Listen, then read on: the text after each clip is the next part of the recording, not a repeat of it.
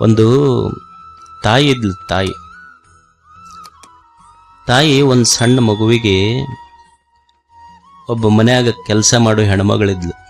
ಆ ಕೆಲಸ ಮಾಡೋ ಹೆಣ್ಮಗಳಿಗೆ ಒಂದು 3ನೇ ಕ್ಲಾಸ್ 2ನೇ ಕ್ಲಾಸ್ ಓದ್ತಿತ್ತು ಮಗು. LKG UKG ಅನ್ಕೊಳ್ಳಿ, LKG UKG ಓದ್ತಿತ್ತು. ಆ ಮಗುವಿಗೆ ಮನ್ಯಾಗ ಆಯ ಅಂತಿರಲ್ಲಿ ಕೆಲಸ ಮಾಡೋ ಹೆಣ್ಮಗಳ ಕೈಯಾಗ ಕೊಟ್ಟು ತನ್ನ ಆಫೀಸ್ಗೆ ಹೋಗಿ ಕೆಲ್ಸಕ್ಕೆ ಹೋಗ್ತಿದ್ಲು. ಹೋಗುವಾಗ ಅದೇನು ಮನ್ಯಾಗಿಂದ ಬಂಗಾರ ಬೆಳ್ಳಿ ರೊಕ್ಕದ ರೂಮ್ ಇರ್ತೈತಲ್ಲ, ಟ್ರಿಜರಿ, ಆ ರೂಮ್ ಕಿಲಿ ಹಾಕ್ಕೊಂಡು ಚಾವಿ ತನ್ನ ಹತ್ರ ಇಟ್ಕೊಂಡು ಮಗನ್ನ ಈ ಆಯನ್ ಕೈಯಾಗ ಕೊಟ್ಟು ಹೋಗ್ತಿತ್ತು.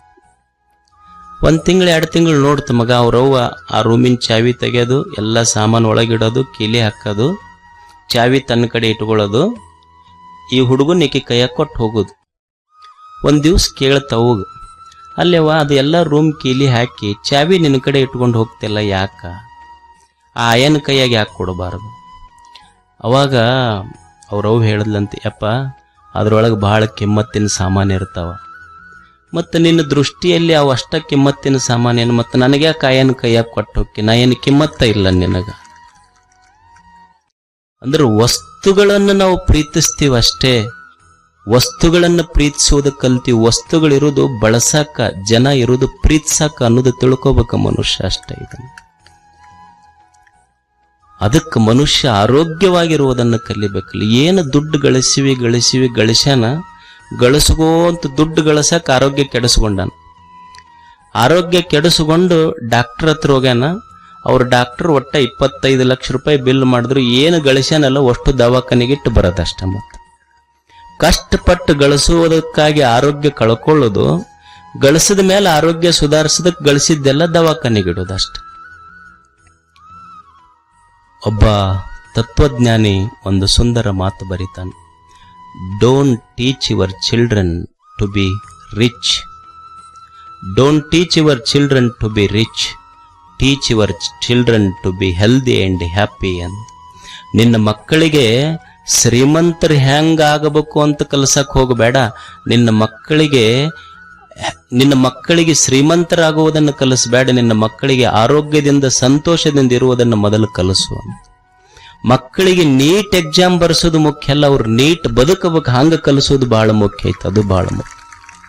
ಅವು ನೀಟ್ ಬರೆಯೋ ಮಕ್ಕಳ ಪರಿಸ್ಥಿತಿನ ನೋಡ್ಬಾರ್ದು, ಜೊಯ್ಯಾಗಿರ್ತಾವ ಪೂರ. ಅವ್ರ ತಾಯಿ ಫೋನ್ ಮಾಡಿದ್ಲಂದ್ರೆ ವಾರಕ್ಕೊಮ್ಮೆ ಆಕಿ ಏನು ಅವ್ರವ್ವ ಈಗ 3 ಲಕ್ಷ ಕೊಟ್ಟು ಹಚ್ಚಿವ ನಿನಗ ಅಂತ ಹುಡುಗಿಗೆ ಹೇಳದ. ಅದು ಟೆಸ್ಟ್, ಆಕಿ ಆರಾಮದಿಲ್ಲ ಅಂತ ಕೇಳೋಲ್ಲ, ಟೆಸ್ಟ್ನಾಗ ಎಷ್ಟು ಬಿದ್ದಾವ ನಿನಗ? ಅವು ಹೆಣ್ಮಕ್ಳು ಸ್ವಲ್ಪ ಮನಸ್ಸಿಗೆ ಹಚ್ಕೊಂಡಿರ್ತಾವ. ಗಂಡ್ಮಕ್ಳು ಕೇಳಿ ಪಾಸ್ ಆದ್ರಾತು, ಇರ್ಲಿಲ್ಲ ಅಂದ್ರೆ ಇನ್ನೊಂದು 5 ವರ್ಷಕ್ಕೆ ಕಟ್ಟದ್ರಾತು, ಏನೈತಂತಿರ್ತಾರ. ಅಂದ್ರೆ ಮನುಷ್ಯನಿಗೆ ಆರೋಗ್ಯ ಬಹಳ ಮುಖ್ಯ. ಏನು ಆರೋಗ್ಯ ಅಂದ್ರೆ ಏನು? ಆರೋಗ್ಯ ಅಂದ್ರ ನನ್ನ ದೇಹ ನನಗೆ ಹಿತ ಕೊಡ್ತಿರ್ಬೇಕು, ಅದು ಆರೋಗ್ಯ. ಆರೋಗ್ಯ ಅಂದ್ರೆ ನನ್ನ ಕಣ್ಣ, ನನ್ನ ಕೈಯ, ನನ್ನ ಕಾಲ, ನನ್ನ ಮನಸ್ಸ, ನನ್ನ ದೇಹ, ನನ್ನ ಹೊಟ್ಟೆ ನನಗೆಲ್ಲ ಹಿತ ಅನಿಸ್ತಿರ್ಬೇಕು, ಸುಖ ಕೊಡ್ತಿರ್ಬೇಕು. ಈಗ ನೀವು ನೋಡ್ರಿ, ಪ್ರವಚನಕ್ಕೆ ಬಂದ್ರಿ, ದಿವಸ ಜಲ್ದಿ ಬರೋರು ಇವತ್ತೊಂದು ಸ್ವಲ್ಪ ಲೇಟ್ ಆಗಿ ಬಂದ್ರಿ ಅಂತ ತಿಳ್ಕೊಡ್ರಿ. ಕುರ್ಚಿ ಸಿಗಲಿಲ್ಲ ನಿಮಗೆ ಹಿಂದೆ ಕೂಡಾಕ ಕುರ್ಚಿ ಸಿಗಲಿಲ್ಲ.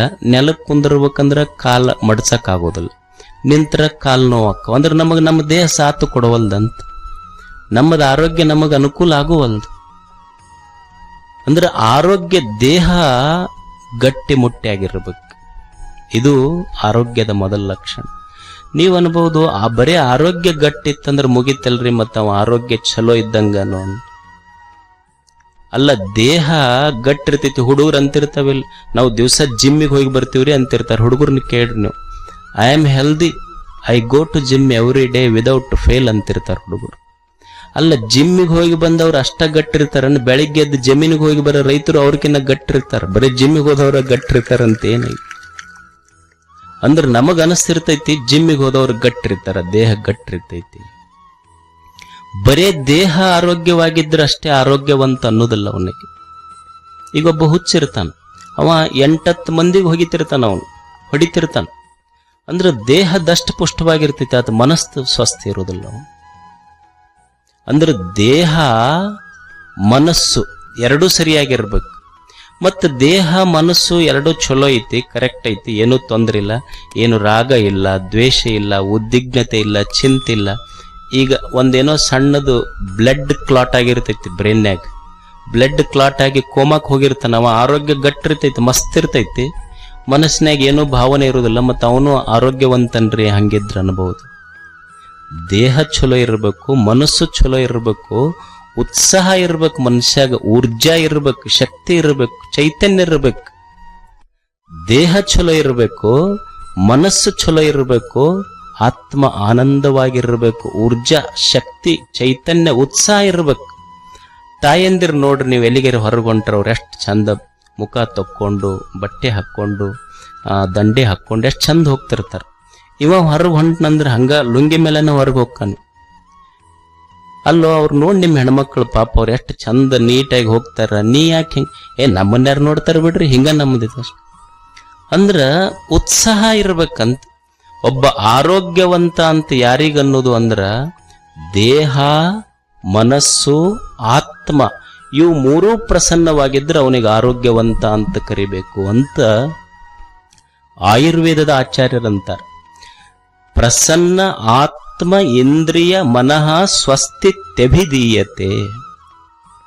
ಸ್ವಸ್ಥ ಸ್ವಸ್ಥ ಸ್ವಸ್ಥ ಇದರ ಅರ್ಥ ಏನು ಅಂದ್ರ ದೇಹದಿಂದ ಆರೋಗ್ಯ ಇರಬೇಕು, ಮನದಿಂದ ಆರೋಗ್ಯ ಇರಬೇಕು, ಆತ್ಮ ಪ್ರಸನ್ನತ, ದೇಹ ಪ್ರಸನ್ನತ, ಮನ ಪ್ರಸನ್ನತ, ಆತ್ಮ ಪ್ರಸನ್ನತ. ಈ ಸ್ಲೋಗನ್ ಕೇಳಿರಿಲ್ ನೀವು, ಸ್ಲೋಗನ್ ಫಿಟ್ ಇಂಡಿಯಾ ಅಂತ, ಕೇಂದ್ರ ಸರ್ಕಾರಗಳ ಫಿಟ್ ಇಂಡಿಯಾ ಅಂತಾರೆ ನೋಡ್ರಿ. ಫಿಟ್ ಇಂಡಿಯಾ ಅಂದ್ರೆ ಏನು? Fit India which means hardness in the body, sharpness in the mind, softness in the heart. ಇದು ಫಿಟ್ ಇಂಡಿಯಾ. ಇದು ದೇಹ ಸದೃಢವಾಗಿರ್ಬೇಕು. ಹಿಂದಕ್ಕೆ ಅಂತಿದ್ರಿಲ್ಲ ಹುಡುಗರಿಗೆ, ತಮ್ಮ ಹುಡುಗರಂದ್ರೆ ಹೆಂಗಿರ್ಬೇಕು, ಗುದ್ದಿದ್ರ ಭೂಮಿ ಗುದ್ದಿದ್ರ ನೀರು ಬರ್ಬೇಕಂತ. ಈಗೆಲ್ಲಿ ನೀರು ಭೂಮಿಯಾಗ ಕಣ್ಣಾಗ ಬರ್ತಾವ ಅಷ್ಟೇ. ದೇಹ ಸದೃಢ ಗಟ್ಟಿ ಮುಟ್ಟಿಯಾಗಿರಬೇಕು. ಮನಸ್ಸು ಏನ ಹೆಚ್ಚು ಕಡಿಮೆ ಸೋಲು ಗೆಲುವುಗಳು ಬಂದ್ರ ಸಹಿಸುವ ತಾಳ್ಮೆ ಇರಬೇಕು. ಇನ್ನೊಬ್ಬರ ಕಷ್ಟ ಕಂಡು ಕಣ್ಣೀರು ಒರೆಸುವ ಕನಿಕರದ ಹೃದಯ ಇರಬೇಕು. ಅಂಥವನಿಗೆ ಆರೋಗ್ಯವಂತ ಅಂತ ಕರೀತಾರ. ಇದು ಫಿಟ್ ಇಂಡಿಯಾ. ಇದು ಇವನಿಗೆ ಆರೋಗ್ಯವಂತ ಅಂತ ಕರೀತಾರೆ. ಅದಕ್ಕೆ ಮೊದಲು ಏನಿರಬೇಕು ಅಂದ್ರೆ ಆರೋಗ್ಯ ಮುಖ್ಯ ಅಲ್ಲ, ದೇಹದ ಆರೋಗ್ಯ ಬಹಳ ಮುಖ್ಯ. ಮನುಷ್ಯನ ದೇಹ ಇದು ಎಷ್ಟು ಅದ್ಭುತವಾಗಿರುವಂಥ ದೇಹ ನೋಡಿ. ಅಲ್ಲಮ ಪ್ರಭು ಇದಕ್ಕೆ ಅದ್ಭುತ ಅಂತ ಕರೆದ ಈ ದೇಹಕ್ಕ. ಯಾಕೆ ಅದ್ಭುತ ಅಂದ್ರೆ ಭೂತವ ಕೂಡಿ ಅದ್ಭುತವಾಯಿತು. ಈ ದೇಹ ತಯಾರಾಗಿದ್ದು ಪಂಚ ಮಹಾಭೂತಗಳು, ಮಣ್ಣು, ನೀರು, ಗಾಳಿ, ಬೆಳಕು, ಬಯಲು, ಇದರಿಂದ ತಯಾರಾಗೈತಲ್ಲ. ಇವಕ್ ಜೀವಿಲ್ಲ, ಜಡ ಈ ವಸ್ತುಗಳು. ಈ ಜಡದಿಂದ ಒಂದು ಚೈತನ್ಯವಾದ ಜೀವ ಉತ್ಪತ್ತಿ ಆಯ್ತಲ್ಲ, ಇದಕ್ಕಿಂತ ಇನ್ನೇನು ಅದ್ಭುತ ಬೇಕು ಅಂತ ಅಲ್ಲಮ ಅದ್ಭುತ ಅಂತ ಕರೆದ ಈ ದೇಹಕ್ಕೆ. ಎಷ್ಟು ಅದ್ಭುತವಾಗಿರುವಂಥ ದೇಹ ಇದು. ನೀವು ನೋಡಿ, ತಾಯಿಯ ಗರ್ಭದಿಂದ ಭೂಗರ್ಭ ಸೇರುವವರೆಗೆ, ನೀನು ತಾಯಿಯ ಗರ್ಭದಿಂದ ಭೂಗರ್ಭ ಸೇರುವವರೆಗೆ ನಿನ್ನ ಜೊತೆಯಾಗಿದ್ದವ್ರು ಯಾರದಾರಿಗೆ? ಸಂಬಂಧಗಳು ಬಂದಾವ ಹೋಗ್ಯಾರ, ಸ್ನೇಹಿತರು ಬಂದಾರ ಹೋಗ್ಯಾರ, ಗೌರವಗಳು ಬಂದಾವ ಹೋಗ್ಯಾವ, ಆಸ್ತಿ ಅಂತಸ್ತುಗಳು ಬಂದಾವ ಹೋಗ್ಯಾವ. ಯಾರು ಬಂದಾರ ಹೋಗ್ಯಾರ ಪ್ರಶ್ನೆ ಇಲ್ಲ. ಆದರೂ ನೀನು ತಾಯಿಯ ಗರ್ಭದಿಂದ ನೀನು ಭೂಗರ್ಭ ಸೇರುವವರೆಗೆ ನಿನ್ನ ಜೊತೆಯಾಗಿದ್ದಿದ್ದು ನಿನ್ನ ದೇಹ. Your body is your permanent address. ನಿನ್ನ ದೇಹ ನಿನ್ನ ಜೊತೆಯಾಗಿತ್ತು. ಈ ದೇಹ ಎಷ್ಟು ಅದ್ಭುತ ಅಂದ್ರ, ಈಗ ನೀವು ಮನ್ಯಾಗ ನೋಡ್ರಿ, ಒಂದು 4 ಜನ ಇರ್ತೀರಷ್ಟೆ. ಏನು, ಒಂದು ಇಬ್ರು ಗಂಡ ಹೆಂಡತಿ, ಅತ್ತಿ ಮಾವ, ಆಮೇಲೆ ಒಂದಿಬ್ರು ಯಾರೋ ಅವರೋ ಇವರೇ ಇರ್ತಾರಷ್ಟ. 4 ಮಂದಿ ಇರ್ತೀರಿ. ಒಬ್ಬರಿಗೆ ಕಂಡ್ರೆ ಒಬ್ಬರಿಗೆ ಹೊಂದಿಕ್ಕಾಗೋದಿಲ್ಲ. ಅತ್ತಿಗೆ ಕಂಡ್ರೆ ಸೊಸೆಗೆ ಸೇರಿಕಾಗೋದಿಲ್ಲ, ಸೊಸೆಗೆ ಕಂಡ್ರೆ ಅತ್ತಿಗಾಗೋದಿಲ್ಲ. ಮಗನಿಗೆ ಅಪ್ಪಗಂತೂ ವಯಸ್ಸಾದ ಮೇಲಂತೂ ಹವ ಮುಂಗಲಿ ಬಿದ್ದಂಗ. ಅಣ್ಣಗೆ ಕಂಡ್ರೆ ತಮ್ಮಗೆ ಸೇರಿಕಿಲ್ಲ, ತಮ್ಮ ಮಾಡಿದ್ದು ಅಣ್ಣಗೆ ಸೇರಿಕಿಲ್ಲ. ಎಷ್ಟು ಮಂದಿ ಇದೀವಿ? 5-6 ಮಂದಿ ಇದೀವಿ ಅಟ್ಟ. 5-6 ಮಂದಿದ್ದ ಮನೆಯೊಳಗ ನಮಗೊಬ್ಬರಿಗೊಬ್ಬರು ಹೊಂದಿಕಿಲ್ಲ. ನಾವು ಕಂಪ್ಲೇಂಟ್ಸ್ ದಿವಸ ಹೊರಗೆ ಹೋಗ್ಬೇಕಂತೀವಿ ನಾವೆಲ್ಲ. ಆಶ್ಚರ್ಯ ಏನು ಅಂದ್ರೆ, ಈ ದೇಹ ಐತೆಲ್ಲ, ಈ ದೇಹದೊಳಗ ಎಷ್ಟು ನರಗಳದವ, ಎಷ್ಟು ಅಬಧಮನಿಗಳು, ಅಪಿಧಮನಿಗಳು, ನರಹುವ, ನರವ್ಯೂಹ, excretory system, nervous system, digestive system, ಒಂದೇ ಎರಡೇ ಸಾವಿರಾರು, 1,000,000,000 ಅಂತಲ್ಲ, 1,000,000,000,000 ಜೀವ ಸೆಲ್ಗಳದ ಒಳಗೆ, ಜೀವಕೋಶಗಳದವಲ್ಲ. ನಾವು ಬೆಳಗ್ಗೆದ್ದು 1 ಕಟಿ ರೊಟ್ಟಿ ತಿಂದಿವಿ. 1 ಕಟಿ ರೊಟ್ಟಿ ತಿಂದಿದ್ದು, 1 ಕಟಿ ರೊಟ್ಟಿ ತಿಂದ ಆ ರೊಟ್ಟಿಯ ಅನ್ನದ ರಸ ದೇಹ ಪ್ರತಿಯೊಂದು ಜೀವಕೋಶಗಳಿಗೆ, ಕೋಟಿ ಜೀವಕೋಶಗಳಿಗೆ ಹೋಗಿ ಮುಟ್ಟಿಸೈತಿ. ಒಂದು ಜೀವಕೋಶವು ಸಹಿತ ಇವತ್ತು ನನಗೆ ಅನ್ನ ಮುಟ್ಟಿಲ್ಲ ಅಂತ ಒಂದೂ ಕಂಪ್ಲೇಂಟ್ ಕೊಟ್ಟಿಲ್ಲ. ಎಷ್ಟು ಸಹಕಾರದಿಂದ ಒಂದಕ್ಕೊಂದು ಬದುಕೇವಲ್ಲ.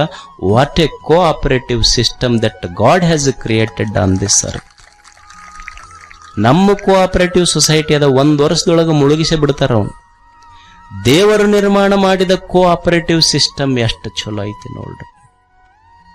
ಅದಕ್ಕೆ ಈ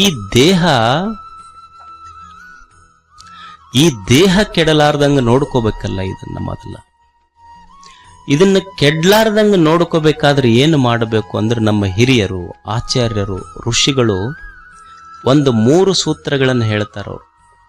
ಮೊದಲ ಹಿತಬುಕ್, ಆಮೇಲೆ ಮಿತಬುಕ್, ಆಮೇಲೆ ಋತಬುಕ್. ಮಿತಬುಕ್ ಅಂದ್ರೆ ಸ್ವಲ್ಪ ಹಿತಬುಕ್ ಅಂದ್ರೆ ದೇಹಕ್ಕೆ ಯಾವುದು ಹಿತ ಐತಿ, ಹಿತವಾದದ್ದುಣ್ಣು ಅಂತ. ಮಿತಬುಕ್ ಸ್ವಲ್ಪ ಉಣ್ಣು. ಋತಬುಕ್ ಋತುಗಳನ್ನು ನೋಡಿ ಉಣ್ಣು. ಹಿತಬುಕ್, ಮಿತಬುಕ್, ಋತಬುಕ್. ಮೊದಲು ಹಿತವಾದದ್ದುಣ್ಣು. ಯಾಕ ಅಂದ್ರ ಎಲ್ಲ ಏನು ಉಣ್ತಿ ಅದೆಲ್ಲ ದೇಹಕ್ಕೆ ಹಿತ ಆಗ್ತೈತಿ ಅಂತಲ್ಲ, ಸ್ವಲ್ಪ ನೋಡಿ ಉಣ್ಣು ನೀನು ಅಂತ. ಯಾಕಂದ್ರ ನೀ ಏನು ಉಣ್ತಿ, ನಿನ್ನ ಅನ್ನ ಅದು ಬಹಳ ಕಿಮ್ಮತ್ತಿಂದ. ಈಗ ನೀವು ನೋಡಿ, ಈಗ ಮನ್ಯಾಗ ನಾವು ಅಡಿಗೆ ಮಾಡ್ತೀವಿ. ಅಡಿಗೆ ಮಾಡಿದ್ದ ತಾಯಂದಿರ ಅದ್ರ ಮೇಲೆ ಏನಾರ ಮುಚ್ಚಿಡ್ತಾರಿಲ್ಲ. ಯಾಕೆ ಮುಚ್ಚಿಡ್ತಾರಂದ್ರೆ ನೊಣಗಿಣ ಬಂದಿಗಿಂದವು. ಏನಾಗ್ತೈತಿ ನೊಣ ಕುಂತ್ರ, ಅಡಿಗೆ ಮಾಡಿದ್ರ ಮೇಲೆ ನೊಣ ಕುಂತ್ರ ಏನು ಸಮಸ್ಯೆ ಆಗುತ್ತೆ ಅಂದ್ರೆ, ಉಂಡವ್ರಿಗೆ ವಾಂತಿ ಭೇದಿ ಶುರು ಆಗ್ತೈತಿ. ಅಂದ್ರೆ ನೊಣ ಸ್ವಲ್ಪ ವಿಷಪ್ರಾಣಿ ಅದು ಅಂತ ನಮ್ಮ ದೃಷ್ಟಿಯಲ್ಲಿ. ಅಂದ್ರೆ ನೊಣ ಕುಂತಿದ್ದ ಅಡಿಗೆ ಉಂಡ್ರ ವಾಂತಿ ಭೇದಿ ಶುರು ಆಗ್ತೈತಿ, ಮುಚ್ಚಿಡ್ಬೇಕು. ಸರಿ, ಅಂಥ ನೊಣ ಐತಲ್ಲ, ನೊಣವನ್ನ ನೀವು ಗಾಡಿ ಮೇಲೆ ನೋಡ್ರಿ, ಹಲ್ಲಿ ತಿಂತ ಹೌದಲ್ಲ, ನೊಣ ತಿಂತಾವ್ ಹಲ್ಲಿ. ಹಂಗಾದ್ರೆ ನೊಣ ವಿಷಪ್ರಾಣಿ ಅಂದ್ರೆ, ನೊಣಕ್ಕಿಂತ ವಿಷಪ್ರಾಣಿ ಯಾವ್ದಾತು? ಹಲ್ಲಿ ವಿಷಪ್ರಾಣಿ. ಈಗ ಹಲ್ಲಿ ಇದೆಯಲ್ಲ, ನೀವು ನೋಡಿ ಹಳ್ಳಿಗಳಲ್ಲಿ ಹೋಗಿ, ಹಲ್ಲಿ ಹಾವು ಹಿಡಿತಾವ, ಹಲ್ಲಿಗೆ ಏನ್ ತಿಂತಾವ? ಹಾವು ತಿಂತೈತಿ. ಹಾಗಿದ್ರೆ ಹಲ್ಲಿಗಿಂತ ಯಾವುದು ವಿಷಪ್ರಾಣಿ? ಹಾವು ವಿಷಪ್ರಾಣಿ. ಈಗ ಹಳ್ಳಿಗಳಲ್ಲಿ ನೀವು ನೋಡಿ, ಆ ಹಾವಿಗೆ ಸಣ್ಣ ಸಣ್ಣ ಹಾವು ಅದು ಹೊಂಟು ಅಂದ್ರೆ ಕೋಳಿ ತಿಂತಾವ. ಹಂಗಿದ್ರೆ ಹಾವಿಗಿಂತ ವಿಷಪ್ರಾಣಿ ಯಾವುದು? ಕೋಳಿ ಆಯ್ತು. ಮತ್ತು ಕೋಳಿ